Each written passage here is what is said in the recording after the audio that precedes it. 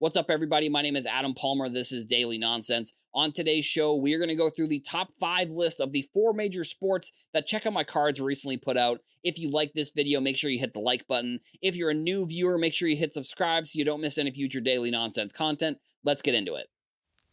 So, as you probably know, I maybe have talked about this on this podcast, I am a big fan of Check Out My Cards, and they put out some good data. I think that they have, I wouldn't be surprised if they don't have as much data as eBay has when it comes to sales on their platform. They put out like top 5 lists every week, and this week over the weekend they actually put out all 4 of the major sports. We'll start with baseball here. So Ohtani number 1, kind of no surprise. Aaron Judge number 2, again no surprise. Yamamoto, and then Murakami, I'm not super familiar with him, and then Vlad Guerrero at number 5.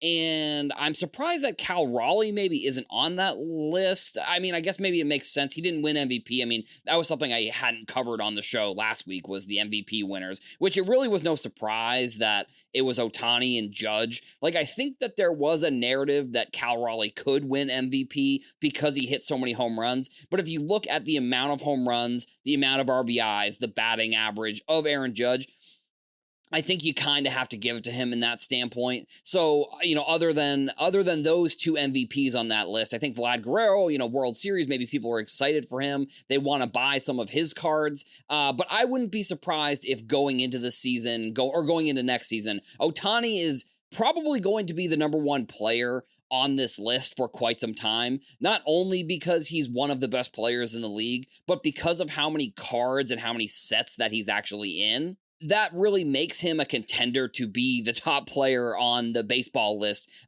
for the foreseeable future. And I think the 2 to 5 can probably range. Like, during the season, it's probably more like who's having the best season so far, which, I mean, Judge obviously did. And I think the other thing with that MVP buyback that's important, or not the MVP buyback, but the MVP that leads to the MVP buyback, is that both those players, so Judge and Ohtani, were both in Topps Chrome. Cal Raleigh was not in Topps Chrome. He's going to be in Topps Chrome Update. But that was one of the things. Topps even had to make a change on their website to, like, basically the terms and service of the MVP buyback to include Topps Chrome Update cards, because for whatever reason, Cal Raleigh wasn't on that checklist, the first original set that came out this year. I'm not super versed in hockey. I know that we actually have Doug, who is a hockey guy. He is I believe, the play-by-play announcer for the Florida Panthers. He just started a show here on the Sports Cards Nonsense Network. So make sure you go check out that show. I'm sure he probably has a little bit of a better breakdown of some of these players. But number 1, McDavid, pretty obvious. Number 2, Bedard. Number 3, Calabrini, who was the first overall pick a couple years ago. And then Leo Carlson and Lane Hudson. I don't really know those 2 players, if I'm going to be completely honest, but the Bedard, Calabrini, like I said, I'm not super versed in hockey here. I just know that, like, I've been kind of talking about Bedard a little bit this past season, or since the season has started, as like a player to definitely watch to see if he can turn it around. And those 2 players are number 1 and number 2 in terms of points this year. It's actually pretty impressive, the turnaround that he has had. Macklin. Again, sorry if I'm mispronouncing the names here.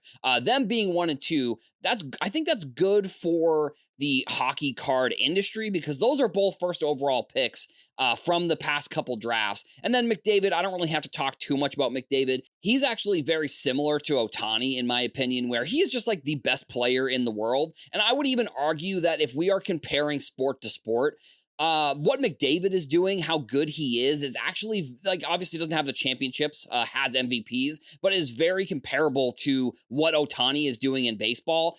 Like, one of the things that McDavid does that I think is very interesting is his clips on social media actually go viral. Steph Curry was very similar when he was a younger player. His clips, and that was kind of the reason why I think basketball actually took off, as it was always popular and important, but it took off the way that it did on social media because of things that Steph Curry was doing. And I think McDavid is in a kind of similar conversation of a, viral star within that specific sport. Sometimes you look at these lists, and then we're going to go over basketball here. So we have Shea Gilgeous-Alexander at number 5, Steph Curry at number 4, Cade Cunningham at number 3, who I think is sneakily having one of the best seasons, probably the best season of his career, obviously, but is having like an MVP type season here early early on in the campaign. Then you got Wembanyama, then you've got LeBron. So these lists, sometimes it's just like obvious who's going to be at the top of the list. The Wembanyama and LeBron, obviously they're going to be at the top of the list. Cade Cunningham, a little bit of a surprise. I mean, we've seen players like Caitlin Clark on this list. I believe I saw Paige Beckers on this list recently. So there is a name that usually changes around.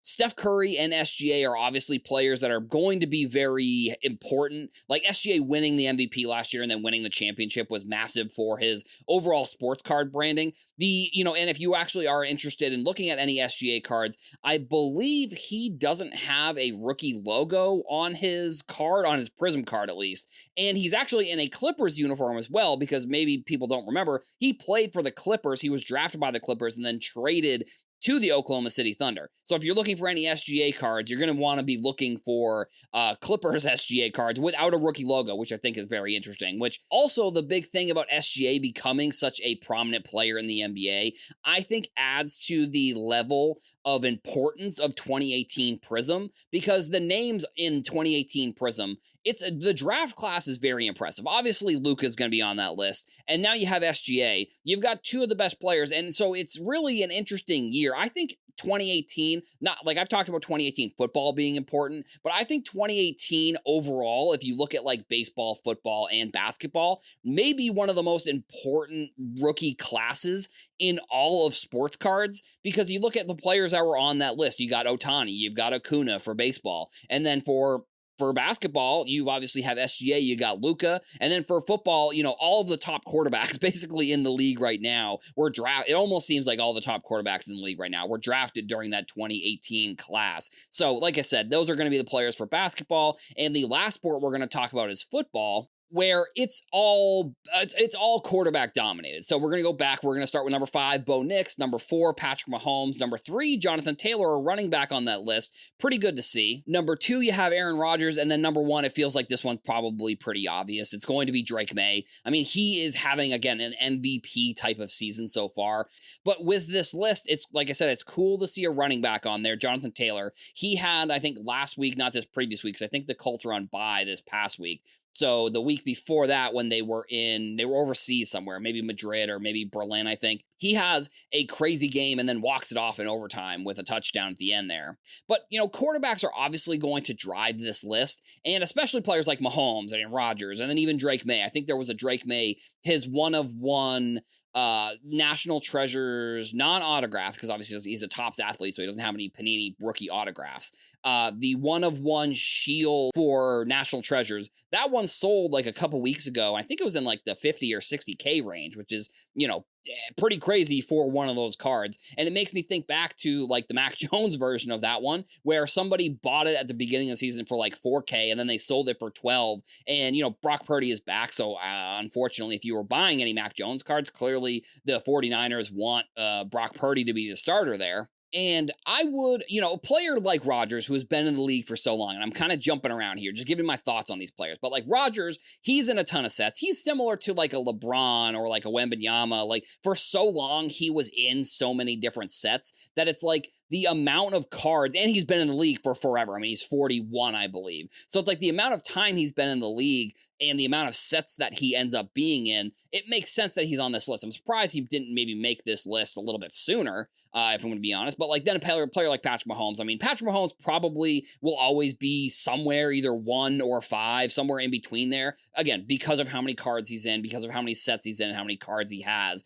He's such an important player to the industry. And then Bo Nix, I like Bo Nix. I think I wanted actually the Patriots to draft him when he was drafted by the Broncos way back in the day. I liked how long he played in college. And I know maybe that's a hot take potentially, but I thought that because he played in college for so long, that would lead him to be a good quarterback in the NFL. And I know that there are tons of quarterbacks that play 4, 5, 6, 7 years potentially in college, and then they make it to the NFL and they're not any good. But I always thought that because Bo Nix played at such a high level for so long, playing for, Auburn and then playing for Oregon and playing for such good teams, I thought that was going to lead to a lot of success. And that is sort of what we're seeing here in what I would obviously say is Bo Nix's best year. That's all we've got for the show today. Make sure you leave a comment. Let us know what you thought about today's episode. Also, come back here to the Sports Cards Nonsense YouTube channel every single day for more daily nonsense. Thank you all for watching, and I'll see you in the next one.